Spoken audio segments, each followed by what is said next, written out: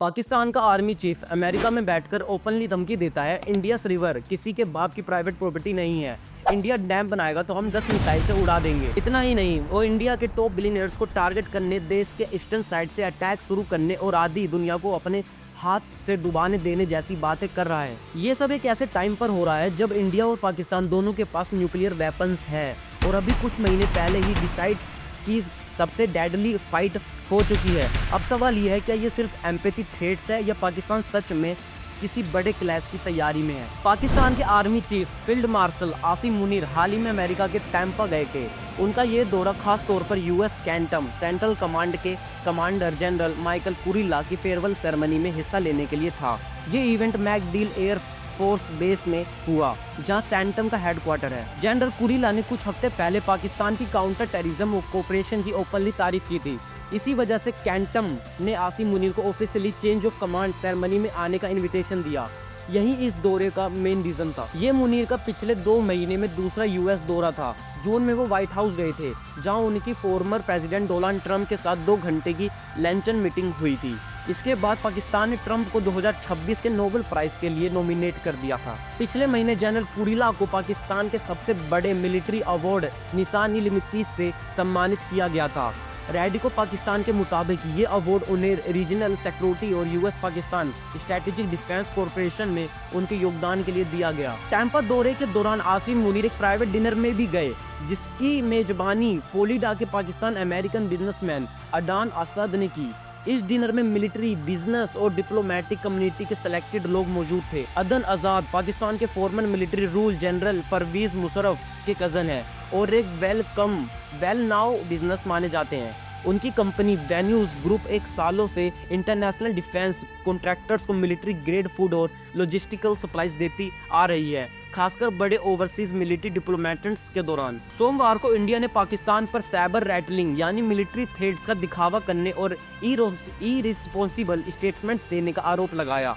ये स्टेटमेंट तब आया जब मीडिया रिपोर्ट्स में दावा किया गया कि पाकिस्तान के army chief field marshal Asim Munir ने यूएस दौरे के दौरान साउथ एशिया में न्यूक्लियर थ्रेट को लेकर कंट्रोवर्शियल बातें कही थी। ये कोई नई बात नहीं है कि जब पाकिस्तान ने न्यूक्लियर वेपन की बात की हो कि हम इसे छोड़ देंगे, लेकिन इस टॉपिक पर ये बात इसलिए वायरल हो रही है क्योंकि इस बार उसने बस इंडिया को टारगेट नहीं करा, उसने ये बोला कि इंडिया के साथ साथ हम पूरे वर्ल्ड को ले डूबेंगे। इंडिया मीडिया रिपोर्ट्स के मुताबिक सोर्सेज ने बताया कि आसिम मुनीर ने कहा, हम एक न्यूक्लियर नेशन है, अगर हमें लगे कि हम डूब रहे हैं तो हम आधी दुनिया को अपने साथ डुबा देंगे। हालांकि पाकिस्तानी सिक्योरिटी ऑफिसर्स द्वारा शेयर किए गए उनके स्पीच के हिस्सों में ये न्यूक्लियर नेशन वाली लाइन शामिल नहीं थी। पाकिस्तान के फॉरेन मिनिस्ट्री ने इस पर स्टेटमेंट जारी करते हुए कहा, पाकिस्तान एक रिस्पॉन्सिबल न्यूक्लियर वेपन स्टेट है जिसके पास पूरी तरह से सिविलियन कंट्रोल में एलिब्रेट कमांड एंड कंट्रोल स्ट्रक्चर मौजूद है। हमने हमेशा ऐसे सीरियस इश्यूज पर डिसिप्लिन और रेस्ट्रिक्टेंट से काम किया है। रिपोर्ट्स के मुताबिक आसिम मुनीर ने ये बातें फ्लोरिडा में शनिवार को एक ब्लैक टी डिनर में कही थी। ये डिनर एक पाकिस्तानी ऑर्गेनाइज्ड बिजनेसमैन ने होस्ट किया था, जहां 100 से ज्यादा लोग मौजूद थे। ये बयान ऐसे समय पर आया जब इंडिया और पाकिस्तान दोनों के पास न्यूक्लियर वेपन्स है और मई में उन्होंने दर्शकों को सबसे पहले डेडली लड़ाई लड़ी थी, ऑपरेशन सिंदूर का आपको याद ही होगा।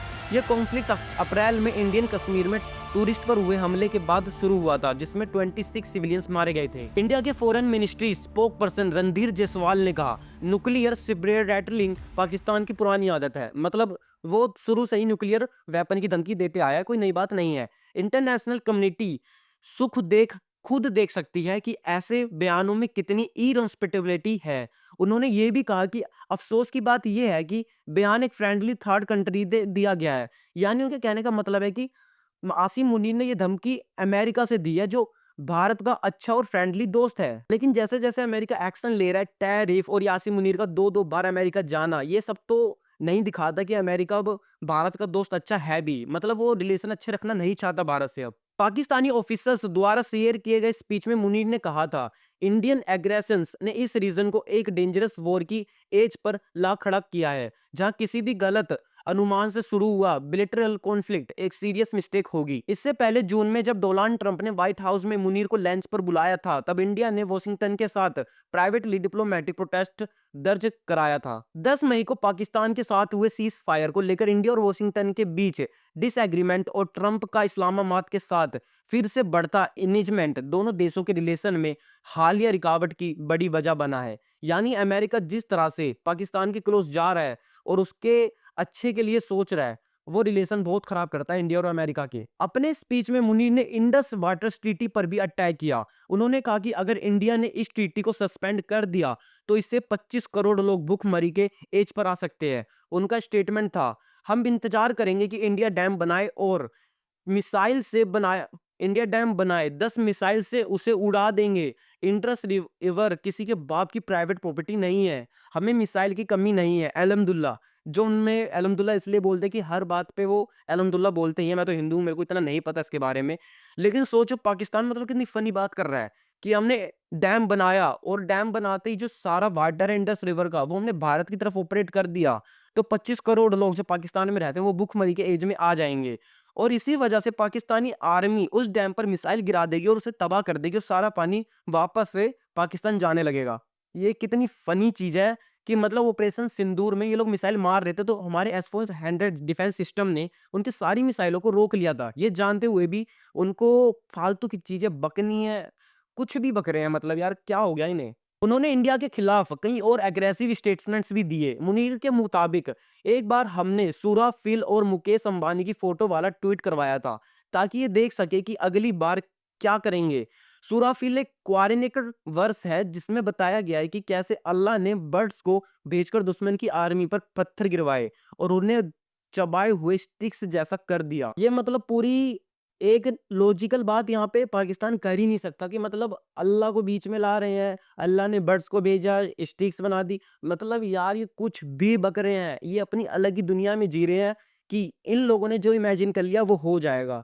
मतलब भाई इनकी बातें दिमाग खराब कर देती है, लड़ने का मन नहीं करता, इन्हें तो खत्म ही करने का मन करता है ऐसी बातें सुनकर। मुनीर ने एक और वार्निंग दी, बहुत सारी वार्निंग दी है, ये भी सुन लो। हम शुरुआत इंडिया के ईस्ट से करेंगे जहां उनके सबसे कीमती रिसोर्सिस है और फिर वेस्ट की तरफ बढ़ेंगे। इसके बाद उन्होंने एक अनयूजुअल कंपैरिजन करते हुए कहा, इंडिया एक चमकती मर्सिडीज है जो हाईवे पर फरारी की तरह दौड़ रही है और हम ग्रेवल से भरा एक डंप ट्रक है। अगर ट्रक कार से टकरा जाए तो नुकसान किसका होगा? चलो भाई तुमने कम से कम भारत को एक मर्सिडीज साफ सुथरी कार, लग्जरी कार तो माना और अपने आप को एक घिसी पिटी ट्रक मान लिया इन लोगों ने। लेकिन को ये नहीं पता कि अगर ट्रक मर्सिडीज को ठोकता है तो ठुकने के बाद भी मर्सिडीज की कीमत ज्यादा ही होगी ट्रक से। कुछ भी बक रहे हैं यार ये। तो गाइस आज की वीडियो में बस इतना ही।